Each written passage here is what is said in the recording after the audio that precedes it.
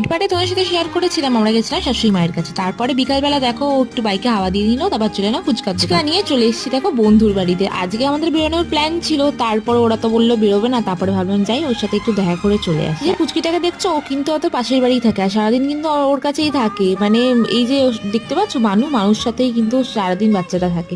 মানুর ওপর যে আমার ভয়টা ছিল সেটা কিন্তু চলে গেছে, আর এসে দেখি দিব্যি বাচ্চাটা ওর সাথে খেলছে, আমি তো দেখে পুরো অবাক। একবার করে আসছে একে চেটে চলে যাচ্ছে, জানো তো কি বদমাস। বাচ্চাটাকে দেখছো এটা কিন্তু মেয়ে, আর এত শান্ত যে তুমি সারা দিন ওকে কোলে নিয়ে যাইছো তাই করো, কিন্তু কিচ্ছু বলবে না। আর আমি এতক্ষণ ছিলাম ও একটুও কাঁদিনি, জানো তো, ঝামেলাই নেই, ওকে দেখে বোঝাই যাচ্ছে না যে ঘরে একটা বাচ্চা আছে। তারপর দেখো খেলাম চা, আর বিটু বানিয়েছিল স্যান্ডউইচটা কিন্তু খেতে খুবই ভালো হয়েছিল। তারপরে একটু মানুষ সাথে খেলছিলাম, খেলতে খেলতে অনেকটাই রাত হয়ে গেছে, এখন যাব হচ্ছে বাড়ি।